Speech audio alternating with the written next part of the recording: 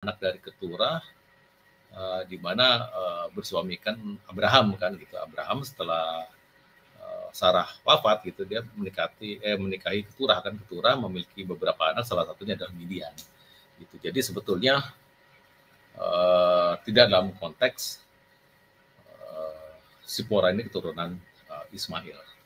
Nah, terus kemudian Musa membawa umatnya menyeberangi wilayah Mesir, dan posisi Musa itu defensif ya, karena dikejar kan oleh pasukan Mesir yang dipimpin oleh Firaun.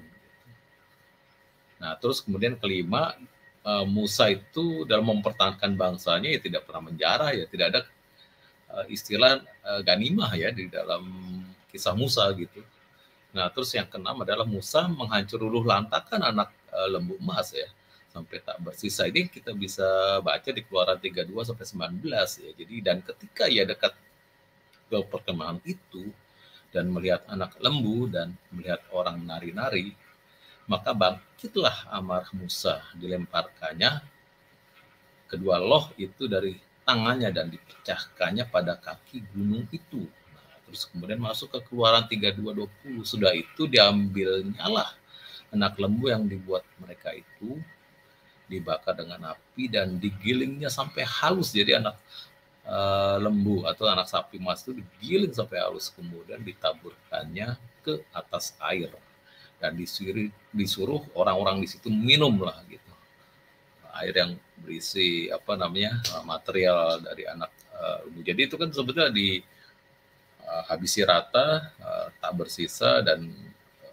debunya itu disuruh minum ke orang-orang Israel yang ada di situ kan, yang terutama orang-orang yang melakukan penyembahan berhala kepada anak emas. Gitu.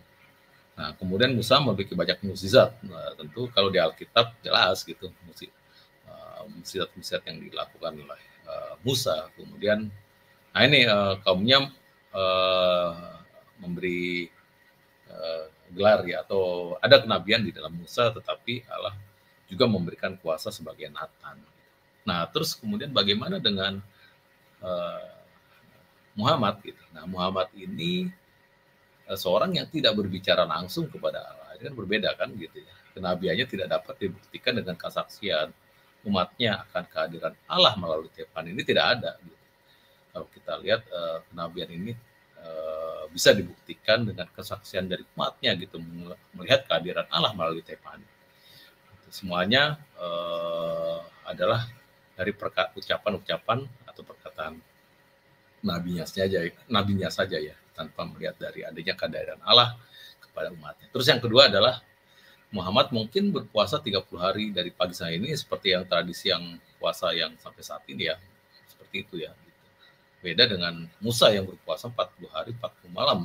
Yesus pun sama seperti Musa kan, berpuasa penuh 40 hari 40 malam.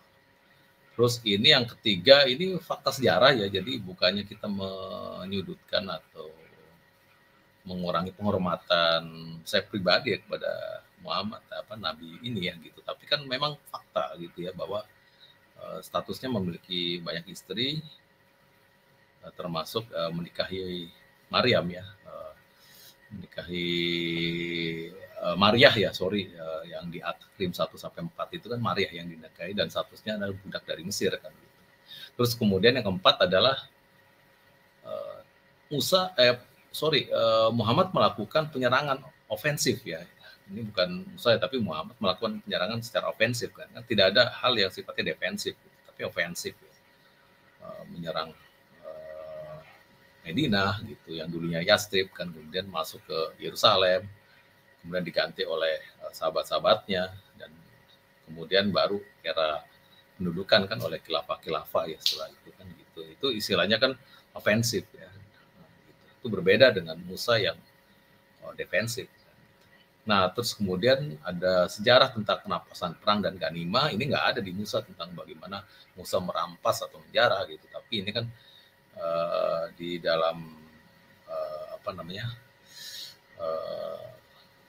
kepercayaan ya, atau yang dilakukan oleh Nabi sebelah ini kan sebetulnya ada tentang ganimah, dan ini juga diakui ya. Jadi di dalam berbagai literatur Muslim sendiri ya, ini bukan sesuatu yang menyudutkan, tapi benar kan fakta ini.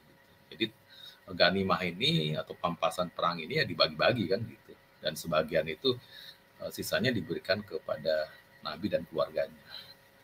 Nah ini juga ada di Al-Anfal ya, ayat 41. Nah terus kemudian, nah ini yang menarik itu bahwa tidak ada tipologi di mana Muhammad seperti Musa yang menghancurkan anak sapi emas gitu.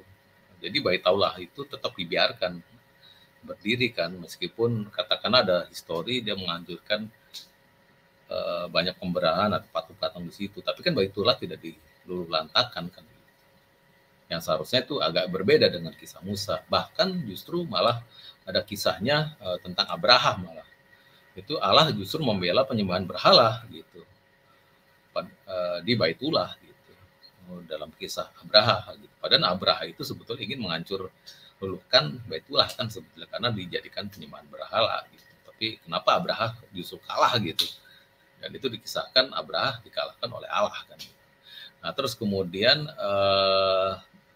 nah ini yang saya juga bisa diskusi juga gitu, bahwa saya juga belum tahu gitu apa mukjizat yang dilakukan oleh Muhammad ya gitu, dalam konteks ini ya. Sorry to say ya, Muslim dan ini ada persamaan juga, ada kenapa kaum Muslim ya tetap memberikan gelar kenabian ya pada Muhammad. Ini kesamaan antara Nabi Musa dengan Muhammad. Tapi ini ya saya pikir tipologi yang sebetulnya yang yang pada akhirnya berbeda ya. Pada akhirnya juga tidak akan bisa merujuk pada ulangan 18-15 sampai ayat ke-18. Itu dulu Paman, terima kasih. Wow, keren sekali Paman Ignas. Terima kasih pemaparannya. Baiklah, kita ada tamu yang lain ya, nanti mungkin saling kita tanggapi dan lain sebagainya. Tapi kita berikan dulu kepada Paman Perisai Roma. Silakan Paman yang punya perisai. Selamat malam Paman Perisai. Wah, ya Salvi, selamat malam Bung Gia. Ya Paman. Pak Ignatius Loyola dan pecinta DGS Official. Ya. Selamat malam. Apakah suara saya bisa kedengaran ya? Oh, jelas. Selamat malam. Sangat jelas. Terima kasih. Ya. Selamat malam juga, selamat datang Pak Friendly ya. Sebelum saya mau selamat malam bro, salam damai. Salam damai ya. Nah, jadi sebelum saya mau ikut sedikit berdiskusi dengan pemaparan yang sudah sangat bagus, lengkap dan detail yang sudah diberikan oleh paman-paman yang ada di room yang terhormat ini ya, apalagi pemaparan barusan dari Bung Gia dan Pak Ignatius Loyola yang buat saya sungguh speechless ya, akhirnya membuat saya berpikir saya mau ngomong apa ini karena sudah sangat detail disampaikan. Sebelum saya mau memulai apa yang bisa coba saya sampaikan, izinkan saya untuk mengawali pemaparan saya ini dengan tanda kemenangan Kristus. In nomine Patris et Filii et Spiritus Sancti. Amin. Oke. Amin. Nah, sudah diberikan tanggapan yang sudah sungguh sangat kokoh dan elegan ya dari Bung Gia dan Pak Ignatius Loyola ini tentang kesalahpahaman, bahkan bisa kita katakan kesesatan yang tiada habisnya yang selalu dipromotori oleh orang-orang yang sama sekali tidak pede dengan keimanan mereka. Mengatakan bahwa kitab suci yang dikanonkan oleh gereja yang satu kudus Katolik dan Apostolik ini sudah dipalsukan, tetapi masih dengan niat yang pede dan penuh harapan mengharapkan ada nubuatan tentang seorang yang diyakini nabi di dalam kitab kita yang mereka imani sebagai kitab yang sudah korup atau dipalsukan. Nah, mengenai ulangan bab 18 ayat 18 ini memang perlu kita sadari juga ini merupakan topik yang sangat klasik. Tetapi meskipun ini sudah sangat klasik, sudah sangat tetapi ini masih sangat aktual dan perlu untuk kita bahas lagi. Ketika ada kepalsuan klaim semacam ini yang sedang kita tanggapi ini. Minimal untuk penguatan kepada sesama kaum awam kita. Kaum Katolik, khususnya mereka yang akar rumput. Nah, dari pemaparan yang sudah diberikan oleh Bung Gia dan Pak Ignatius, kita melihat bahwa sungguh suatu kemustahilan bahwa nabi yang disebutkan oleh penulis kitab Ulangan, di mana nabi yang sama seperti Musa yang akan dibangkitkan Yahweh itu, sungguh sangat mustahil kalau itu adalah Muhammad bin Abdullah yang mereka imani sebagai nabi atau sebagai bahkan dikatakan di situ penafsiran selanjutnya ialah sebagai roh kebenaran atau penolong yang lain ya. Nah, saya tidak mau masuk di situ karena sudah sungguh sangat dipaparkan dengan begitu baik tadi. Mungkin saya hanya mau memberikan sedikit penegasan. Tadi secara inti yang saya tangkap ialah, dan harus kita setujui inti ini ialah, dari pemaparan Bung Gia dan Pak Ignatius, merupakan suatu kemustahilan kalau Muhammad adalah nabi yang dijanjikan itu. Maka menjadi pertanyaan lanjutan, lantas siapakah nabi yang dinubuatkan di dalam Ulangan pasal 18 ayat 18 itu? Itulah kebenaran yang harus diwartakan. Kebenaran yang paling orisinal dan substansial dan yang tak bisa dibantah. Bahwa nabi yang dimaksudkan di situ hanyalah dapat digenapi oleh Sang Mesias itu sendiri. Yakni siapa? Tuhan dan Juru Selamat kita, Yesus Kristus. Nah, untuk itu, apakah Bung Gia masih bisa untuk mengangkat kembali ayat itu? Ulangan 18 ayat 18 ya. Jadi poin pertama yang akan saya paparkan di sini. Ya, oke, terima kasih.